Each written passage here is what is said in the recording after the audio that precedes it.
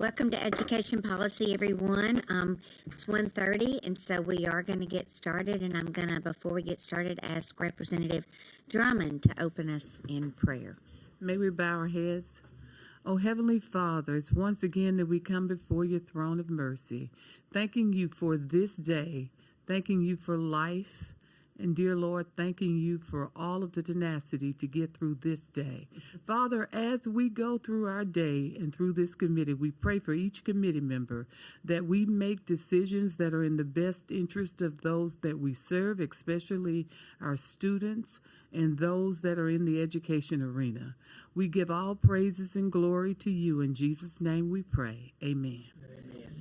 Thank you very much, Representative. I'm going to ask the clerk to call the roll. Representative Collins. Here. Representative Baker. Representative Drummond. Here. Representative Daniels. Representative DeBose. Representative Estes. Representative Fincher. Representative Gidley. Representative Gray. Representative Hulk Jones. Representative Morris. Representative Paramore. Representative Pascal. Representative Smith. Representative Woods. A quorum is present. Thank you. I appreciate that. I also want to take a personal privilege and introduce our state treasurers in the room with us. And if Young Boozer would stand up, we appreciate you visiting for our all-important first bill on our agenda. So thank you for being with us. I'd also like to recognize Representative Baker for some introductions. Thank you so much, Madam Chairman. I have 3 pages today. They are sort of out of my vision, line of vision. If they'll sort of step out just a little bit so I can see as well. These are 3 students from T.R. Miller High School. To the far right, then we have John Moore, who's a sophomore at T.R. Miller High School. We have in the middle then Graydon Cole, who is a senior at T.R. Miller High School. And then Claire Hart to the far left, to my far left, then also a senior at T.R. Miller High School. All 3 have been paging this week. Delighted to have them here with me, and thank you for your service. Thank you. Thank you. Well, we've got a crowd today, so we are going to get started. We're going to call House Bill 164 to be heard first. Representative Witt. Thank you, Madam Chair and members of the committee. For over 30 years, I have been a community banker, and a very proud community banker, I might add. But year after year, I've continued to witness the decline in consumers' ability to understand the basic skills needed for personal finance. This has been something that has been worked on for the last couple of years that I know of, and it's very passionate to me, again, because I've seen the decline in the understanding and the ability of students to understand personal finance. So it is with pride that I actually bring this bill. Waiting until students get into the adult world to find out whether or not that they have those basic skills, it's a little too late at that point. And these are skill sets that they will take throughout their life. So I'll just quit preaching and I'll get on to the bill. 9 things that we're going to line out. And one thing to keep in mind is that I have worked with Treasurer Boozer, Dr. Mackey and his staff to draft this bill. And one thing that I'm certain that we're not doing an unfunded mandate.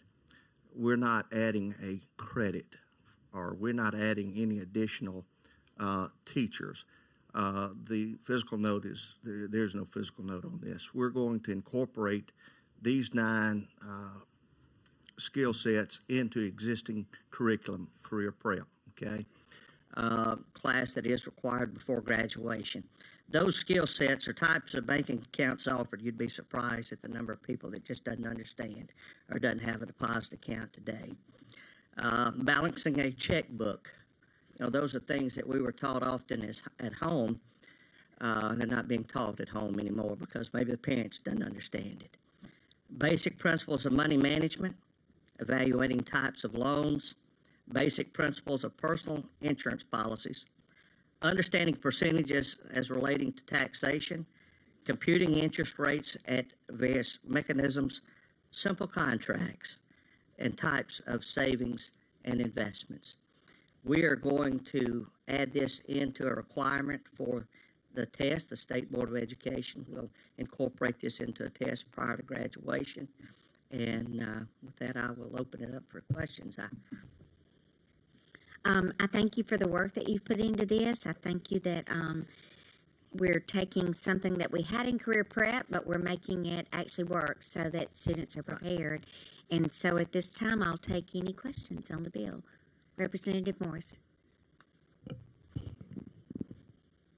Thank you, Representative. I heard you say that you all had been working on it for a few years. I want to say thank you for actually bringing this bill. I remember sitting here maybe 2 or 3 years straight in a row watching Representative Chestnut bring similar legislation, and our kids do need all of these mechanisms that you're actually putting in place. But what subject would you see them? So they will actually roll that into their career prep, which is a mandatory class that they take before graduation, and that's where I assume that all these skill sets would be placed.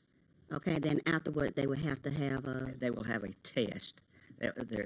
These will be incorporated into one of their tests, and then it will be reported back to the state school board. Okay. The results. Thank you. I appreciate And I will. Representative Chestnut was the second one to sponsor this as my co-sponsor. Representative Drummond. Representative Witt, I want to thank you for this piece of legislation, but I do have a few questions because I know that you said it'll be incorporated in career tech.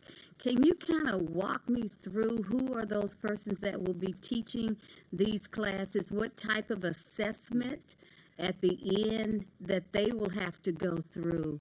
And also what type of assessment the person who will be teaching it will have to go through, because I would hate for someone who has filed for bankruptcy, and they can be a teacher, and they're teaching literacy, and they've not mastered it. I agree with that. themselves. Yes, as a banker, I would. And let me ask you my third one, and I got 3. And the third one is real simple. This is not just for banking. I mean, this bill will not create, I know you're a community banker, but it won't create, I mean, if those persons want to use some of those persons maybe for mentoring purpose or internships in career tech, they can go to a credit union as Correct. well as a bank. Exactly, absolutely right. So the first question. So these credit unions here, and I did work with them. I will say that. No, she Thank didn't. you for She didn't having tell them here. That's a good shout. These skill sets already are in career prep at this time, but they're not being taught in our schools. How do we get them to teach these skill sets in these bullet points? It is because we're going to test to those, and we're going to make sure that we get the results back from those tests. So that will be reported back to the state's Board of Education. It will be the career prep teacher that is teaching this, and we are not adding new teachers or anything like that. Yes, I would absolutely love the ability for someone to be full-time and do this and teach a half credit on financial literacy, but we're just not there at this point, at this time. I agree with you, but for that person who is teaching that course, should that not be some kind of a qualification? Well, they for would that be individual? qualified to teach the career prep courses and this is already in that course of study. It's just now we're bringing it to the forefront, and we're testing to that. So does the Department of Education, will they create the curriculum for that particular career? It's in there now, and they will work with that. And there is some, I think, some of the department here, but yes, they will develop that into a curriculum and the test, add it to the test. Yeah. Okay. I don't know if that answered.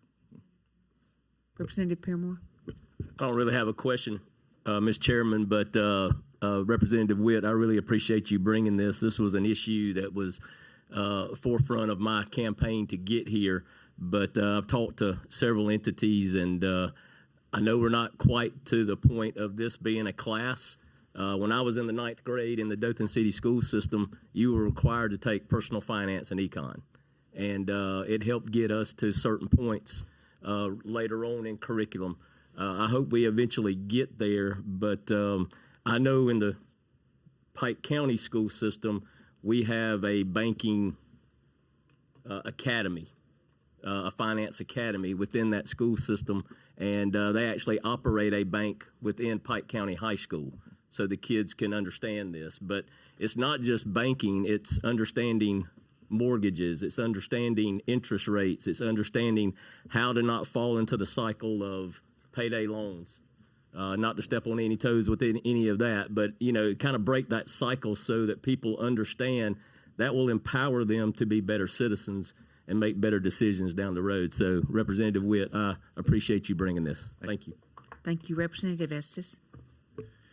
Yes, Representative, along those same lines, I want to thank you for bringing this bill. I remember when I was 10 or 11 years old, my dad made me sit down every month with his and mom's checkbook and sit down and write all the bills. The only line I was not allowed to fill out was the signature. And so I would sit there and balance the checkbook. He would sit there and go over all the math with me and make sure it was correct. He was the one that taught me the greatest expense in owning an automobile is not insurance, it's not service, it's depreciation. And so not every child has that, and I'm very grateful to my dad for doing that. So it's sad we have reached that point, but I appreciate you recognizing the fact we have reached that point in our society, and I commend you for bringing the bill. Thank you. Thank you, Representative Smith. I appreciate the heart that you have for this. A question to start with, what other items are currently being taught in career prep? Now, that's over my pay grade as a banker. I can just tell you that I'm putting these 9 in career prep. I can't answer that. Here's the reason I asked that. We pushed a lot of things into career prep, and these are good items. I don't fault you on that. These are neat. Sound like things that Estes mom and dad taught him. It sounds like things that moms and dads should be teaching, and we're struggling with reading and math. And if this is going to be taught in the math curriculum, we're going to take another portion of time away from teaching math. And you can teach math with Sure. this, but your teachers better be pretty creative with it. Right. So, what you're trying to do with it, I like. I don't like putting other things on teachers that are going to cause them to spend less time with our true academics. So, I do question a couple of things too. Representative Smith, this is real life. This is real life academics. You'll take this throughout your life. And career prep is already a class that they're already taking that includes some financial That's literacy. correct. That's it. This just simply spells out what has to be included in it with a test at the end. And understand that, and I appreciate that. I do think, though, we are putting another load on that career prep teacher to do this. The other thing that's in here is this career prep going to be a 9-week course, a semester course? What's it going to be? I think it's a half credit course, if I'm not mistaken. Someone will have to correct me, but it is a half credit course. All right. I appreciate your answer to that, and I certainly would love to have young people that could Sure. do banking and do personal finance and have that understanding. I do wonder sometimes how much of the load we're taking from the parent and putting on. I understand. Thank you, Representative Gidley. Yes, Representative, I just want to kind of add my comments that I believe this is a very good thing. Of course, we know that it won't be perfect. There'll be bumps in the road and all that kind of stuff along the way. But I do agree that we have a lot of our young people today that move out into life that have no clue how to balance a checkbook. They have no clue that when they swipe that credit card, that's just plastic. That ain't really money. And I believe that having some working knowledge could prevent maybe bankruptcies and other things that are a major problem in our country. Like I said, I agree with some of these things. I realize it's going to create a little extra workload and that kind of thing, but I believe there's some of these things that are already in place somewhat that can fit in. So I think it's a good thing. I would have appreciated something like this when I graduated high school as well. So Let me just briefly tell you the eye-opening experience. One day in class, I do teach financial literacy at home to our high schools, and I go out to 10th, 11th graders. And I held up a debit card, and I said, guys, anyone know the difference between a debit card and a credit card? Silence. That's scary. So anyway, this is Good when we story. went to work. I So, entertain a motion. Representative Baker. Before a motion, then just I guess a couple of comments and then some questions. And Representative Witt, I do applaud your efforts in bringing forth this bill. We already have in place, Madam Chair, I guess some graduation requirements, one of which you were part of, the civics requirement. And so these are things that I see as not necessarily career types of skills, but more so that these are really life skills. And I view that even with this, even though it can go beyond into a career, but just the financial literacy, that's a part of this. So making this a part of a graduation requirement, then I see this more so, although it may be embedded within like the career prep course and such, but I see this as going far reaching beyond that, not just preparing them for a career, but preparing them then for life skills that will be for the duration of their life and such. I would say along the lines of to Representative Smith's point, maybe in regards to the career prep, and maybe is that sort of piling on or adding on in some ways or such, not that he used that terminology, but I see this as strengthening what's already present there because it's already embedded as part of that, the financial literacy portion of that course, but it's left a little bit sort of vague and open-ended, I think, in terms of really what the expectations or requirements would be. So I see this as strengthening that in that way with a test at the end of this. Within the bill, it seems to provide some latitude so that this doesn't have to be necessarily placed within that course of the career prep, but it also can be embedded in other coursework as well that, as I understand, can be approved through the State Department. That's correct. As well. I guess sort of last thing, and I assume so I'm almost somewhat asking a little bit of a question or acknowledgement of this.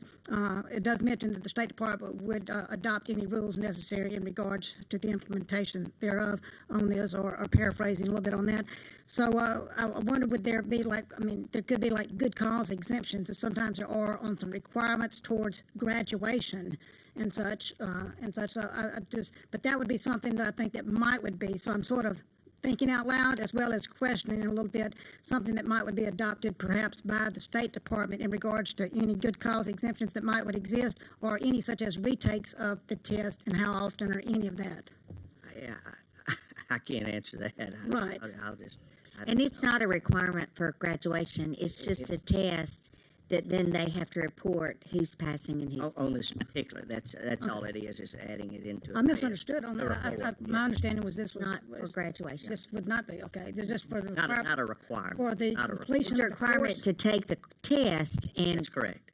to take the course, but not in order That's to graduate. That's why there's Okay, Yeah, I understand. graduate. Yeah. Well, I was almost of the other persuasion then to maybe be inclined to think this would be something that could be beneficial as a requirement, So I'm as here a for life 4 skill years. So towards the It betterment. could come back. For betterment of quality of life for an individual or their family, then future family, as well as just for the economy in general. I think it would be something that I'd be very then willing to help go even further beyond that. But thank you so much for bringing this bill. And thank you for that clarity. Glad to. Representative Estes. I'd like to make a motion for a favorable report. Favorable report for House Bill 164 from Representative Estes, and a second from Representative Drummond. All in favor, say aye. Aye. Any opposed? The bill is given a favorable report. Chair, members, thank you. Next, we're going to call House Bill 43, Representative Warren. We've seen her before. We've asked. I know we have a talking points in front of you too, and we appreciate Ms. Warren coming to the committee and everybody being willing to consider first grade readiness. Thank you. Did everybody get copies of the talking points? Good afternoon, and thank you so much for having me back. For all you new members, I can't tell you how many times I've been up here dealing with this bill, but for the old ones, my bill always is passed out this committee, it's passed from the House, it's passed out the Senate committee, and it gets on the floor in the Senate, and that's what happens. When as I tell people, I spent 40 years and 6 months in higher education, and then I became a granny. And once I became a granny, I started going to daycares. I started seeing kindergarten classes, elementary schools. And I really saw that we had an issue in Alabama. And you know, you pick up our ratings and you see, I saw a rating once where Alabama was rated number 52 in education. I said, Lord, how in the world can we do that? And we listen to studies and things, and they're constantly telling us that you got to start earlier. We should not be in a position in Alabama that a student gets to the 3rd grade before we can tell them they can't read. That's a problem. We have a very, very good pre-K program in the state of Alabama, but pre-K is not accessible to every child in the state of Alabama. So there are possibilities where you can get a child in the 1st grade that has no pre-K, no kindergarten, and expect to sit and be successful in a class with a kid that's had pre-K, kindergarten. Most of these kids, when they go through those programs, they're reading probably about on the 3rd grade level when they start. And in trying to do this bill, and you know, so often around here we get so political, we get so partisan. This is not a partisan bill. This is a bill to try to save our children and to try to make education what it should be in the state of Alabama. And I think the governor demonstrated this very well in her State of the State address, where she said we're going to have to make kindergarten mandatory. Also, I want to let you know that in January, the State Board of Education did an administrative code, and the name of their administrative code was 1st Grade Readiness. And they stated that each local board, consistent with a section that shall adopt and implement policies that ensure students being enrolled in or promoted to the 1st grade can demonstrate 1st grade readiness. Number 2, it says each policy at a minimum shall provide 1st grade readiness may be demonstrated by successful completion of kindergarten or otherwise demonstrating 1st grade entry readiness on an assessment of essential development and physical skills. And under there, B, provide for immediate interventions for students who are unable to demonstrate 1st grade readiness, but otherwise required to be enrolled in the 1st grade. And the last one was to provide for the wide dissemination and advertisement of local educational programs to inform parents and guardians of 1st grade readiness strategies and resources to help prepare students. So when I heard that, I said, this is no way. I got to go to the governor, because she sits as the chair of the Board of Education, and this is an issue that we have.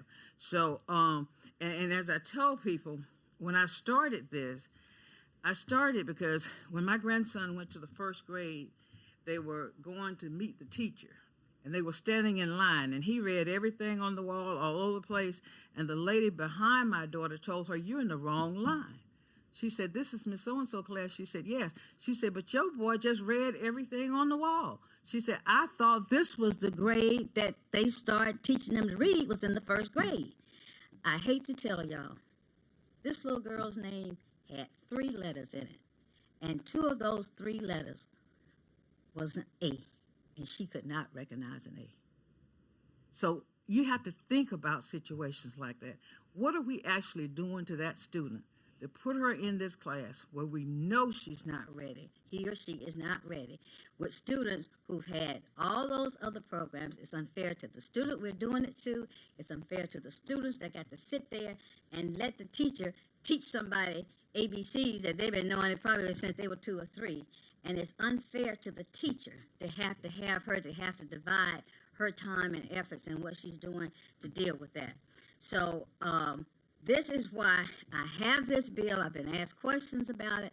All this is a 1st grade readiness bill to make sure when a student gets to the 1st grade, they have the competencies that can make them successful to move on in the educational system. And also, as I go through and I pick up things, and I went back to my office. You know, God is awesome. He puts things in our faces sometimes we don't know how we got there. But when I went back to my desk, I found this on my desk, and I want to share it with you. It says, "Every childhood is a time of opportunity for Alabama. If we invest wisely in children and families, the next generation will pay us back through a lifetime of productivity and responsible citizenship. Support for strong families, programs that ensure optimal health and development, and high-quality early education opportunities are smart, proven investments in a better future of Alabama." So today I ask you, let's do it again and make sure that the senator, and I want to also thank the governor for her support, because her staff has really been working with me and trying to make sure that we can get this bill passed this year. Thank you, Representative Warren. I wanted to point out a couple of things too. It is called first grade readiness because it's about a child being prepared before they go into the first grade. It's not a mandatory kindergarten bill. They are not required to be in kindergarten at 5 years old. But if they come to school as a 6-year-old, which is the first time they're required to be in school, and they're not prepared to be in first grade, then they would be allowed to start in kindergarten, which is what would prepare them. And I wanted to make sure everybody knew it's not a mandatory kindergarten, it's a being ready for first grade as a child. And so at that, Representative Baker, did you have a question? Thank you, Madam Chair. I just echo your remarks on that, Representative Warren. I just share in your passion on this. You know, I've been with you with previous versions of this, and as Madam Chair's already alluded to, there are those that want to try to tout this as a mandatory kindergarten, which that is not what the bill is about. The bill is a first grade readiness bill, so we really continue to drive that point home over and over again. And one of the pathways for that would be kindergarten, but of course, outside of that, there is the opportunity for a child to show that they are ready, even absent of kindergarten, through alternate means and such. So that's the whole intent of this, is first grade readiness. So I applaud your efforts. Thank you for your tenacity on this, and then at the appropriate time, I'd be glad to make a motion. Thank you very much. Representative Hope Jones. Thank you, Representative Warren. First grade readiness, I also think, is a wonderful program. My concern is, by definition, summer children, which are June, July, August children, statistically, they have the highest emotional challenges and mental health issues. The statistical data of teen suicides between age 15 and 19, the highest percentage come from summer children, which are your June, July, and August. What you are also proposing is to open that up to September through December. So I have a major concern that now we're putting these 4-year-olds in, for lack of a better word, competition, because often that's where the mental health issues continue to go. But you're putting a 4-year-old in competition, in theory, with someone that's a whole year ahead of them.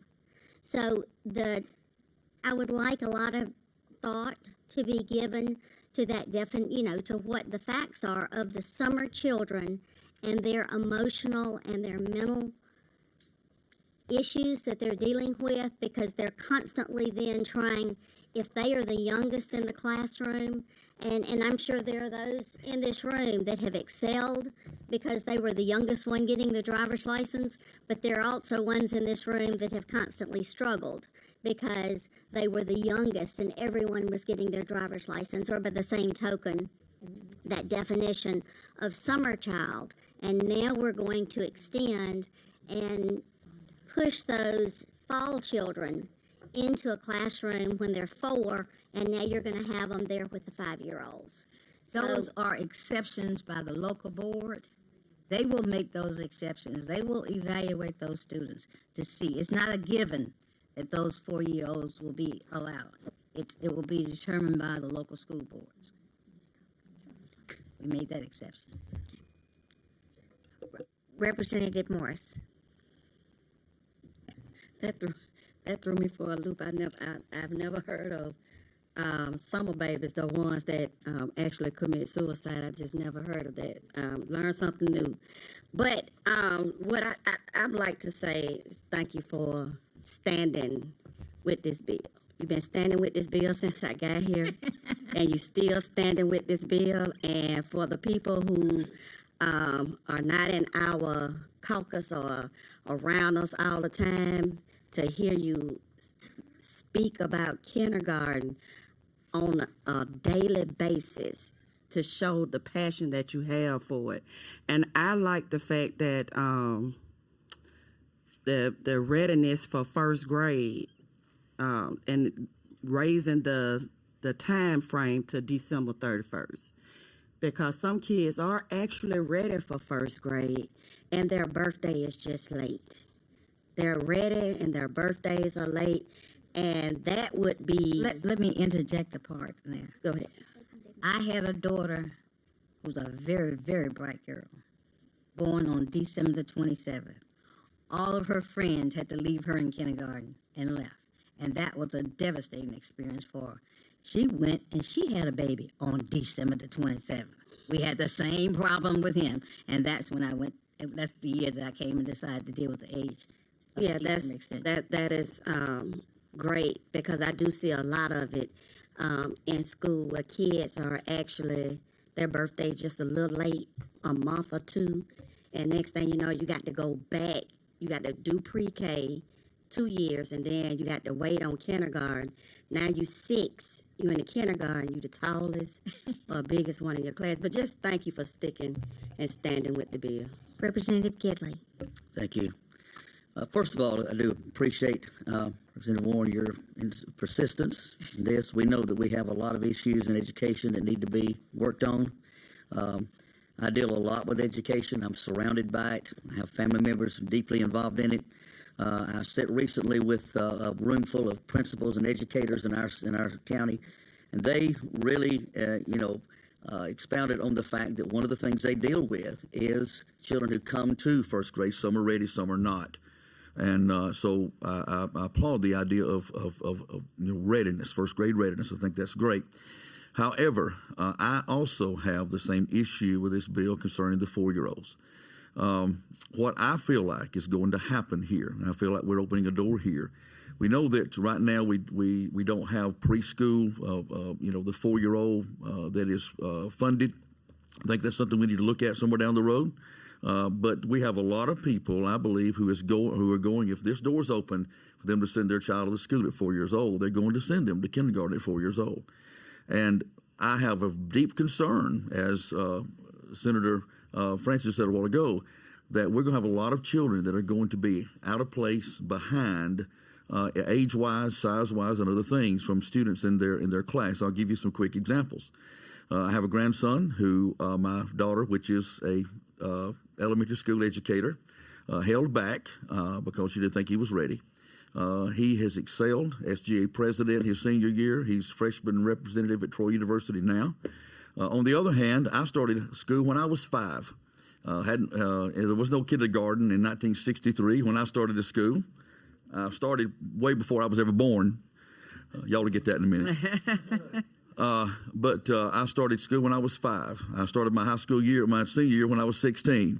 I was always the youngest in the class, and I've suffered as a result of that. Okay, so I just have major issues. As far as the rest of this bill, I have no problem with that. I do believe we need to work on first grade readiness. That seems to be an issue that I have talked to a lot of educators that is a problem. I like the idea of going to kindergarten. One of the things that I was told by an elementary school educator is that kindergarten is different today than it was 30 years ago. Kindergarten is pretty rigorous. It's not just going and coloring and babysitting. They learn their letters. They learn different things in kindergarten. It's a much more rigorous investment now than it was a few years ago. I have a major issue with 4-year-olds, and I believe what we will do is we'll open the door and there'll be an influx of 4-year-olds, because we'll have a lot of parents to say, hey, I can start my child at school at 4. And we're going to have an influx of that, and I believe it's going to have a negative effect. So I agree with the rest of the bill. I agree with the kindergarten, of course. I think at some point in time that kindergarten maybe does need to be mandatory. Maybe we're not quite ready for that yet. But I do agree with the first grade readiness. I think that is absolutely important to get everybody on the same page, give even our educators the opportunity to be on equal ground when they start our children off. But I have a major problem with the 4-year-old starting to kindergarten. This is only for those who are going to be 5 by December. You're Yes, not ma'am. talking about a year span. You're talking about 4 months there, right? In some Exactly. cases, we had kids who, when they had the September 1st date, would turn 5 on September 2nd. Yes, ma'am. Okay, so again, that's Right. a way of. And there is no perfect scenario. I mean, we do live in a fallen world, so there's not a perfect scenario for any situation.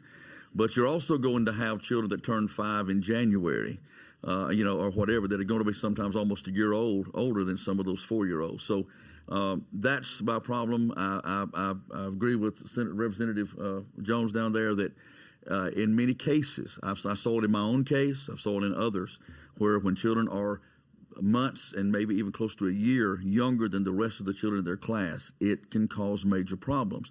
So that, as far as the rest of the bill, I don't have a problem with that at all. I just have a problem with lines 1 through 3 through 1 through 6 is the problem I have. I believe we're going to open a door because I believe we're going to have an influx of parents who are going to say, hey, they're 4, I can get them started, but I think it's going to have a negative effect. So appreciate your bill, appreciate your work, appreciate your consistency, the honor of that by all means.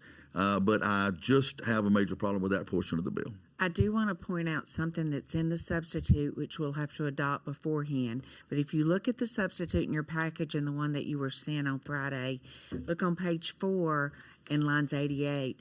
The goal of the bill is also to give those local boards of education the ability and what it takes to describe what a successful completion of an assessment would look like, what being developmentally ready would be. And it's not for 4. I want everybody to point out too, this is for 5-year-olds. These are for 5-year-olds, and it's that 4-month period. But the goal of this was actually to give those local boards the ability to stand on this child. While you might like them to be in school, they're truly just not ready. And it's not a test they sit down and take. I wanted to bring something my chamber had done 12 years ago, but it's what is your child ready for kindergarten? And it's just skill sets, and they can tell that just by chatting with them, by talking with them. And so it really gives the board the chance to say to a parent that comes early, they're just not prepared yet. I just wanted you to keep that in mind. That section on page 4 was for that. We're just trying to make it an opportunity for those who are ready. For those who are not ready, no. Well, and I have a concern with that too, because we're creating, in my opinion, it's my opinion, we're creating a scenario here where we're putting our school system sometimes in a little bit of a difficult situation, because everybody thinks their child is the best, okay? No matter what the situation is, my child's always the best, okay? They can do everything every other child can't do. So if that board says your child's not ready, my concern is with that is that we're creating a situation there. We're going to put that school and that board in a spot where they're going to. It's based on assessment. It's not. I like your child, I'm going to put them in. I don't like your child, I'm not going to put it. It's based on that child's ability, the assessment that they're going to do. Okay.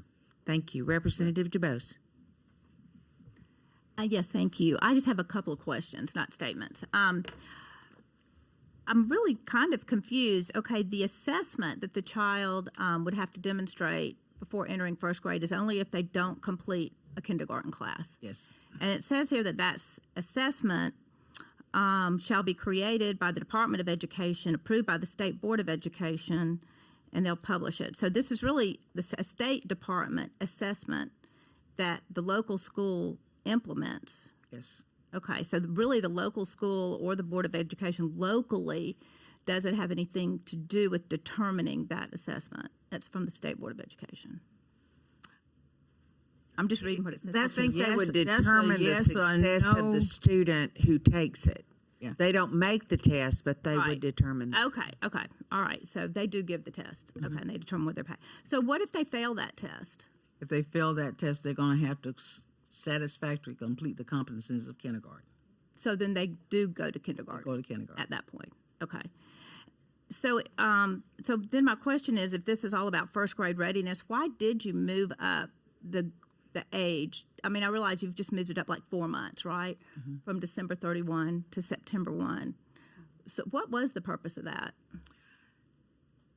I felt that those kids were being penalized. If you talk to parents, any of those parents will tell you that if you've had a child that's done all their learning with these kids all along the way, and they get to a point of age, you separate them. Those kids are basically at the same level. The one that goes to first grade has had everything. The one that has to stay there in kindergarten has all the things that have been offered to them and they've been successful. That's the one that's leaving them behind. They have the same competencies. They've gone through everything that the other kid has gone through. They've been successful, but because of their age, you can't move. It's not based on competency, age. But they've done everything along with the same other person that's 3 or 4 months older than them all along the way. Didn't have no problem. Some of them probably best friends or buddies. They've been in that environment all their educational career. Representative Smith. First of all, I'll apologize for not turning on my mic a while ago. First grade readiness is extremely important. I spent 37 years in education. I do have a few questions here, though. Criteria to move to the first grade: successfully completing kindergarten. Well, a student can stay in kindergarten for a year and not successfully have the skills needed to go to first grade. Are they going to repeat? They will possibly repeat, but the thing that I have seen, and since I've been working on this, parents of kids that know their kids are not ready are asking that they repeat. I'd never heard of that before until I started this bill, and people say, oh, it's common. Parents want their kids to stay in kindergarten another year because they don't feel like as though they're ready to go to first grade. So again, if the parent opts to keep their kid back in kindergarten for another year, they have that option. And also, they can be held back in kindergarten. The school can choose to hold them back, and we're seeing that more and more, probably especially because of the third grade literacy act. I've got that. And then, Mr. Chairman, you've got an assessment developed by the state, but then you've got a criteria set by local school boards later on in this. So which is it? That's the criteria for making the exceptions.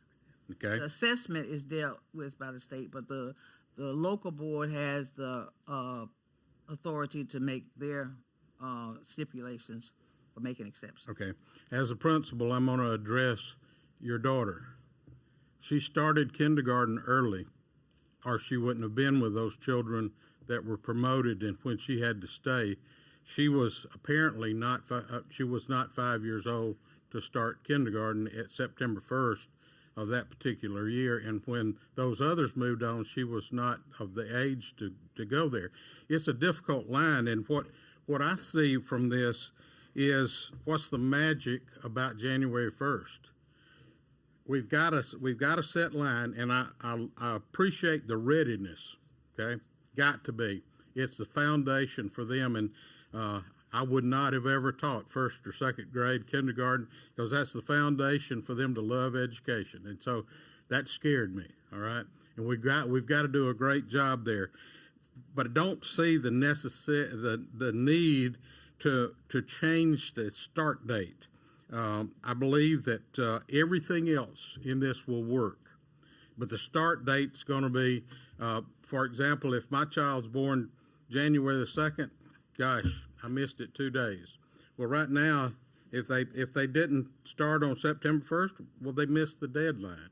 That's the criteria for them to start. So I appreciate your readiness, but I don't want to put a 4-year-old 6 months into kindergarten and then see them most likely, as Representative Jones said, not prepared to go to first.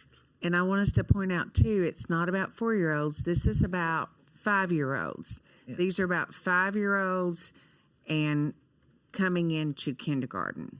Right, but this would be 4 years and 6 months. Oh, okay. I see what you're saying because of that. They would still be 4 because of that. I understand what you're saying. I apologize. The readiness is great. Okay? I don't see changing the date. 4 years and 8 months. 4 years, 6 months. September, October, November, December. So they're 4 years and 6 months. Well, actually, 4 years and 8 months. 8 months. It's 8 months. See, I started. I can say it's a very short window in there. And you look at any psychologist, anybody tell you that development of those 2 or 3 months is not making that much difference. They are there already. Representative Estes. I've had colleagues on this panel today express concerns about putting this responsibility back on local boards, and I certainly understand from where they're coming.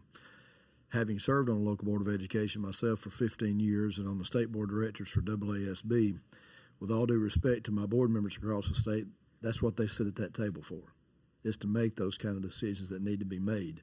And so I don't have a problem with the boards making those decisions based on sit-down interviews with the children. They could include teachers in that process at the kindergarten. Nowhere does it say that only board members can be involved in that process. You can bring in educators, administrators that can sit on that process and see how that child responds to questions and the competency they have as to whether or not they are ready to start maybe a few months early. So to me, that's just, I hate to say a burden, that's just a responsibility of serving on that local board, is being able to make those tough decisions. So I appreciate you bringing the bill. Thank you. Representative Hope Jones. There again, back to the September to December. Just my opinion that we're setting that child up for constantly being behind. And I struggle with any professional being able to do a true assessment of how that child is going to develop over the next 10 years. Where, as a reminder, it is a proven fact that the highest rate of teen suicide is among summer children. So now to add those fall, I'm gonna call them fall children. I don't know what you actually, the educational word for it. But would you be willing to accept removing the September to December portion of your bill? I wouldn't, because we've been working on this. See, we did it first for first graders. It has proven to be very successful for first graders. I would be amenable if we pass this bill and later on we start seeing that there was an issue. I would definitely be amenable, but because we've tried it with first grade and it has been very successful, I think we need to at least try it and see if there's any concerns that if something comes up later, we can go back and change it. Well, and that's where I'm going back.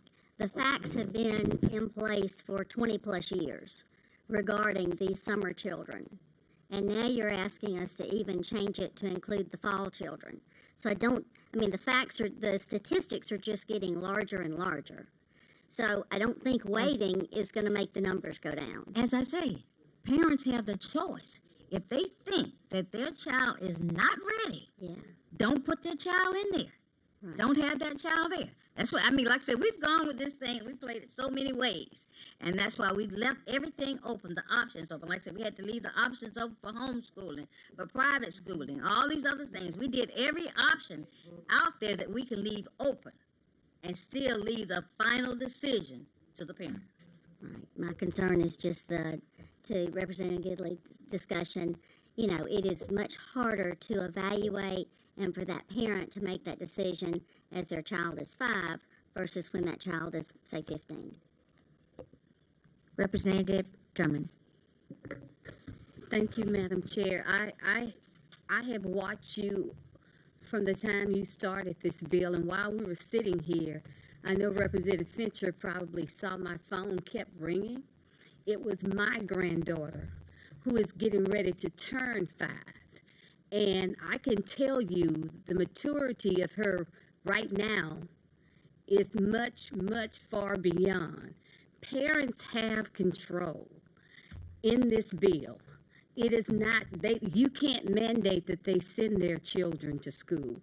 But I think that we're selling the 4-year-olds and the 5-year-olds, but this bill deals with 5-year-olds.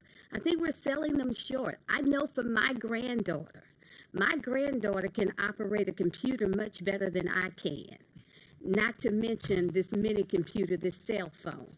I like this bill because we have got to start giving our children a stronger foundation in education. I, for one, and I've sat on this committee since I've been here, and I've bugged our chair, I am tired of being last.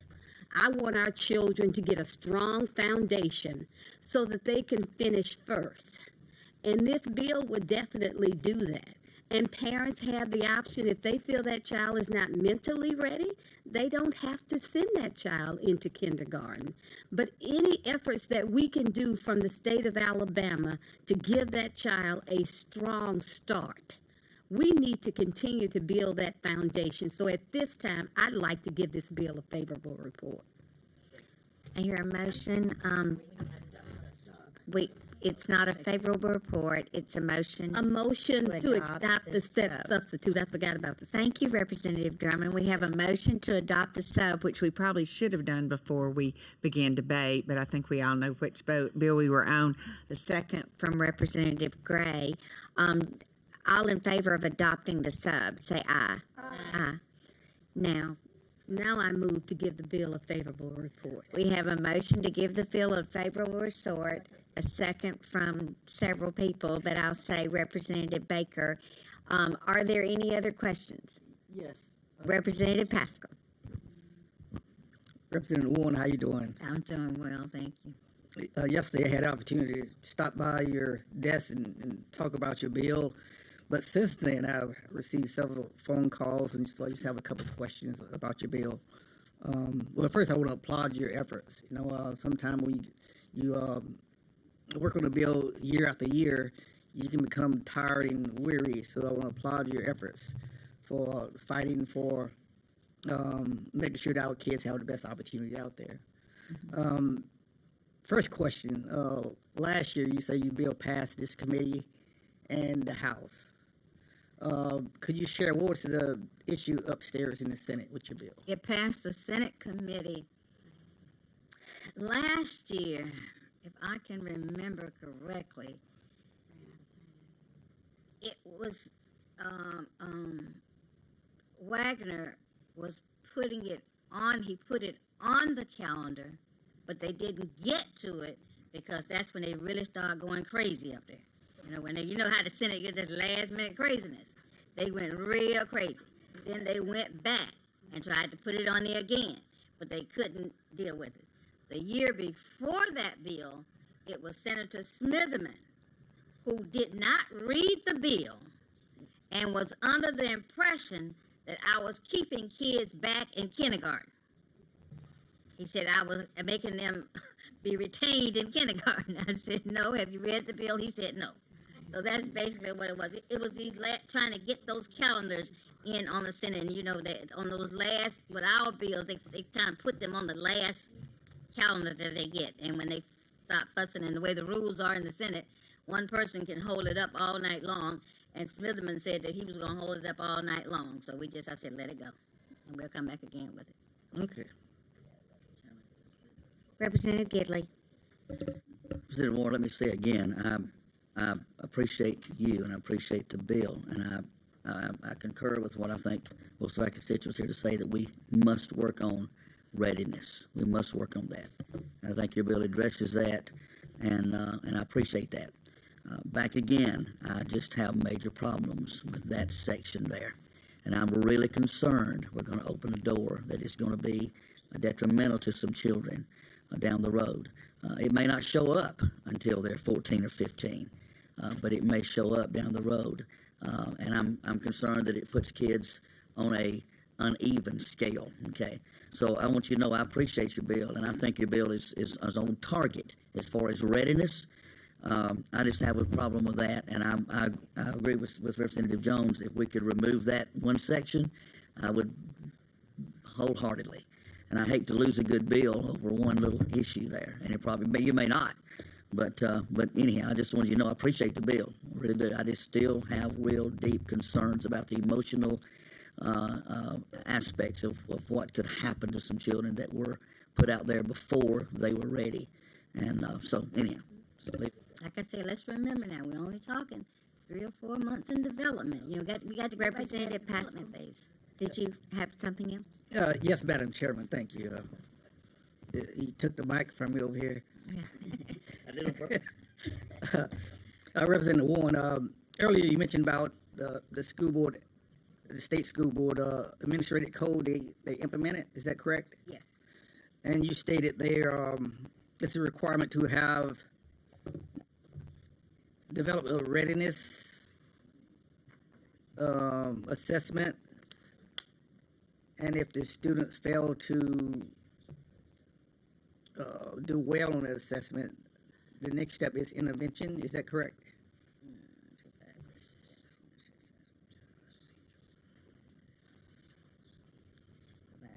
And provide for immediate intervention for students who are unable to demonstrate first grade readiness, but otherwise required to be enrolled in first grade. Okay.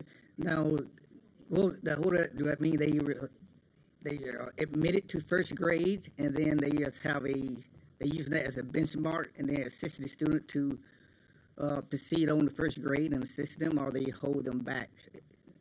When you say they're immediate intervention, what does that mean? I really can't say this is from the state board as to, what their intention was. I wasn't at this meeting, but I would assume that once they evaluate students, they either put them in the normal classification. And see, this is what happens in a lot of instances that should not happen. A lot of those kids are put in special ed, and they're not special ed kids. They're kids who have not been taught. Okay? So this will probably end up putting that student in a special ed class, to be honest with you. Okay. Well, the purpose of that question was, in your bill, if a student failed to meet the assessment, you're definitely not going to put them in special ed. You're going to put them in kindergarten. Is that correct? Right. And see, another reason they wanted me to do this bill was because this bill would put it in statute. Okay. Now, have you received any feedback from the teachers or the superintendents as far as the impact it would have on, will this cause any additional negative impact or pressure on our kindergarten teachers as far as the kids being younger or potentially being younger in the classes? No one in education that I've taught with the superintendents, the teachers, have even been concerned about that short window of age. Okay, and I think, and to address that too, the teachers I've heard from are pleased with the fact that if a child is coming to school as a 6-year-old, even 5 months or whatever, that they're going to have the ability to not be held back, but to start in kindergarten instead of first grade. Okay, I'm just asking some questions. Like I said, I have received some negative feedback from people in my district. So, but I do, once again, I want to applaud your efforts as far as continue to bring the bill back. And I would like to, I think you're going to have the votes to get it out today, but I would like to continue our conversation and maybe potentially. Definitely. One of the things, and I'm going to be honest with y'all, we old, okay? And we don't understand the brains of these younger kids. Well, I say it has something to do with the prenatal care they're giving kids now. Because if you look at a kid that's 18 months old, you give them one of those devices, and they can run through it, and we're still trying to figure out how to turn it on. And I think that's where we're really kind of hampering our progress, is because we're in our mindset. We need to be in their mindset, which we can't do. Because I think if we let these kids start really feeling their oats and going, we'll see a lot differently from it. Representative Wood. Representative Warren, I appreciate what you're trying to accomplish here with this bill. I think it's something definitely that's important and needed. I did put this in front of my school superintendents, and they were favorable with what you're trying to accomplish. I did want to ask the question, are there other states that have set a precedent with first grade readiness or mandatory kindergarten? Yes, there are. A lot of them, what they didn't do is not in statute. I think all of them have them, but there are several states, Illinois, Louisiana has, and I thought this Louisiana one was really cute. It says the state specifies that children who are ready for kindergarten are expected, this is kindergarten, to demonstrate cognitive abilities, including knowledge and skills in early literacy and basic numeracy concepts, basic science concepts, basic social studies concepts, responsible to participation in music, movement, visual, and dramatic arts experience and activities, abilities that show an awareness of health, hygiene, environmental hazards, social and emotional competencies, and approaching to learning, okay? And I think that's where we are in Alabama. When we start looking at other states, they are not backing off. They're putting it out there, and they're putting it full force. And once you put it out there, they're going to buy into it. I think we have been so long sheltering our students, especially in this academic environment. Because see, we're not getting kids to compete in Alabama. We're trying to have our kids compete internationally. And when we look at what's going on internationally, when they started me off in the first grade at 2 and 3, we're already behind. So again, as we think of this generation that we're dealing with, we got to be a little bit more faster. We got to move a little bit faster. We got to do things a little differently than the way we're doing it, so that our kids can stay competitively internationally, just not only in Alabama. Thank you. Okay, I think we've had a good discussion about all of this. I do appreciate I think we have a motion on the table and we have a second. I want us to not get too far off track about a first grade readiness bill too. And I want to thank the sponsor for continuing to be willing to work with us as we move this bill forward. She has shown times in the past that she has worked with us, including that we have a sub that is so much better written now than the piecemeal it was before.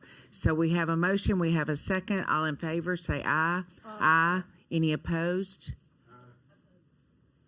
I believe the ayes have it. Thank you, though. I appreciate House Bill 43 is given a favorable report.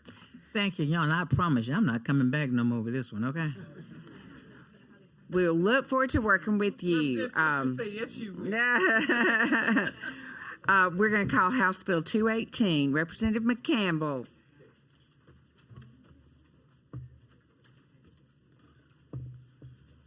Well, I don't know if I can. Scared to come in here, aren't you now? I tell you, this is a tough group right here. So thank you, Madam Chairman. I'm glad I am able to be here to bring this bill. I'm bringing this bill, and I'm bringing it, first of all, thinking about the emotional concept of how we are dealing with children as we think about that. Whenever I hear the word failing, I think you and all of us realize that that is a deflating word.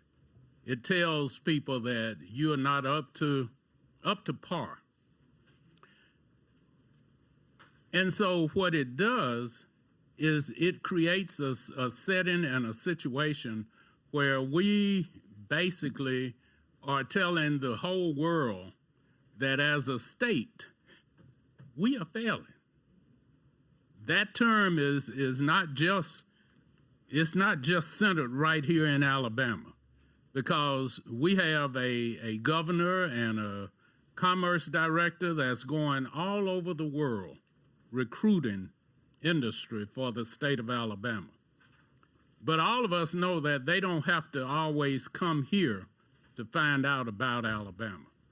So what they do, they get on the internet and they start looking up the school systems. They start looking up things of that nature, and they see the term failing. The other thing that we have to deal with as we consider that is how young people can kind of hurt other young people. There was a school system that was playing a basketball game. And the schools, one was a non-failing school and the other one was a failing. There was a chant going on from the sidelines. Failing school, failing school, failing school. These are the kind of things that we're dealing with this, with these terms. So all I'm doing, and I understand that this act is probably going to be addressed, some other areas of it will probably be addressed at a later time this session, but I'm only trying to deal with that term and that idea of failing school versus non-failing school. And I originally filed 2 bills, and I'm going to give you what the first bill said and then what the second bill said. The first bill said either 6%, the bottom 6%, or 94, the top 94%, instead of failing and non-failing. Because the Accountability Act says regardless of what the score is, at least 6% of the schools are going to be deemed failing. So, you know, I was I wasn't an F student, but so I got out of school. So that meant that I had to pass. So I had at least C's. So most of our schools that are being graded on this are having C's and above.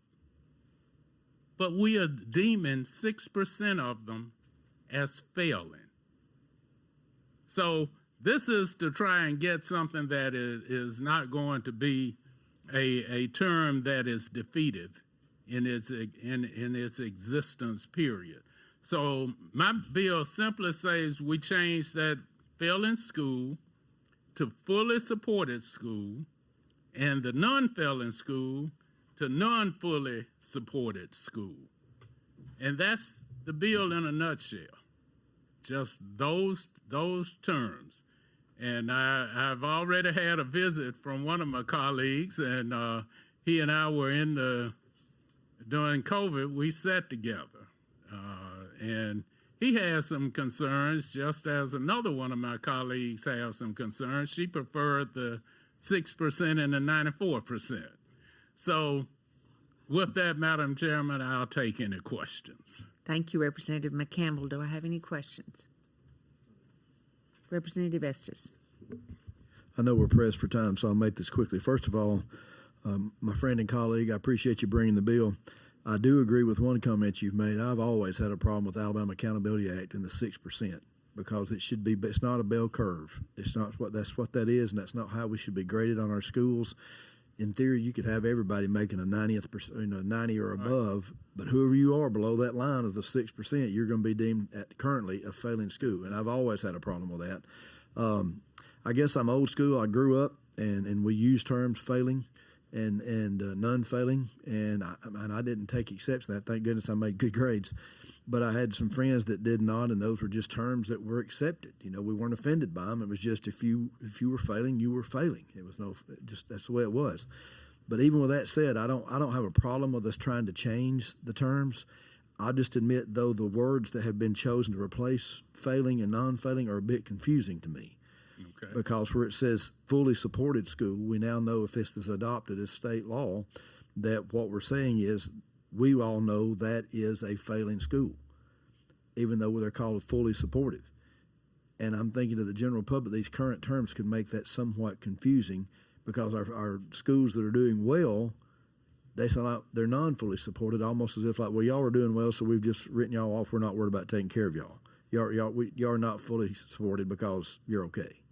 And so I understand the premise of what you're trying to do. I just wish we could come up, and I'm not going to lie to you, I don't have a recommendation for you, but I just wish we had different terminology that maybe wasn't quite as confusing. So that's the only comment I'd like to make. And, Representative, go ahead, yes. And I agree with you. After speaking with Van over here, he had the same, and I can see it. And after speaking with Barbara, I can see it. So that's the 94 and the 6%, I think, is the probably the better route to go on this. If we were to use the bottom 6% and upper 94%, I think that is because. Representative McCampbell, would you like us to carry this over and let you present that amendment next week? If I can do it next week, I would. I believe I could make that happen. Representative Drummond. Since the sponsor mentioned me, I think that's I agree with my colleague, Representative Estes. I just think if you say supported and non-supported, we support all schools. Their performance may not be what we want, but we do support all schools. And I truly think that under the Accountability Act, that's what it is. It's the bottom 6% or the top 94%. And I think people can understand that it's just that word is not only defeatist for Alabama, but, you know, I've had kids who are in those schools that are on that list, and these are children that are the top, they're at the top 10% of their schools, and that word just knocks them out. Yeah. So I call it what it is, because that's what it is. It's the top 94% and the bottom 6%. Thank you, Representative Drummond. Representative DuBose, did you still have something you wanted to say? Yes, I was just going to say quickly that, you know, words matter, and the idea is to communicate accurately. And when you use a word like fully supported or non-fully supported, to me, that's almost camouflaging what we're trying to say. And I think it's accurate. I think it's important to be accurate and communicate to parents or anybody else that wants to see where our schools are. We can't deny that we have some schools that are in the bottom 6%. And parents need to know that. And we need to use words that accurately describe the situation, even if it hurts somebody's feelings. We have to communicate accuracy and honestly. Representative Smith, did you have something you wanted to say? Yes, thank you, Chairman. AJ and I talked, and I like the fact that we can say AJ and Van. That's it. So anyway, fully supported, non-fully supported. I can see the confusion that would come from a school in a county that was a failing school and a school that was a school that was non-failing, and them saying, well, we're not fully supported, we need more money to come to us. That other school that's failing is fully supported. I'd sure like to work on the verbiage of that, and that's what we talked about, and I appreciate your effort on this. Okay. So if the sponsors, Representative Morris. It took me a minute to understand what the 6 and the 94% was, because when you hear failing, and yes, some of us have to understand and be straightforward with what it actually means, and it doesn't mean that the entire school is failing. It doesn't mean that it's just a score that you're taking from a certain grade and you're saying that this is for that entire school. And regardless of the numbers, if every school made a 90 and some had a 90.1 or 90.2, the bottom 6 of that 90 is going to be failing. Does not mean that the school is failing. So we have to literally sit down and understand why 6% of our schools have to be failing. Why? Why is it mandatory for 6% of our schools to be failing? That's the real question. And that's what I'm trying to address here. It's because we've had schools that have constantly improved, have constantly done even better. We have a Literacy Act. In our Literacy Act, we don't deem them as failing and non-failing. We deem them as supported and fully supported and non-fully supported. In our Numeracy Act, we are doing the same, using the same language. So the precedent has been set for the terms supported, fully supported, and non-fully supported. But I can agree and see how it can be confusing. So I'm amenable to the 6%, bottom 6%, and top 94%. That's the reason I said to the chairwoman, hey, as long as I am back up here next week, I'm okay with it. I think we can work on an amendment and get that ready. Did anybody have anything else? Representative Smith. Very quickly, I happen to be in the river region, and we have Maxwell Field and Gunner that we're really trying to protect here for the state of Alabama. And when a person who maybe is in a duty station in North Dakota or Montana, and they see that our schools in the river region are not fully supported, they grasp an image there that's not good, and they leave a lot of the times, they leave their families at their last duty station, and they don't come to the river region, and we want them to come. So thank you for the work on this, and I hope we can work more on it. All right.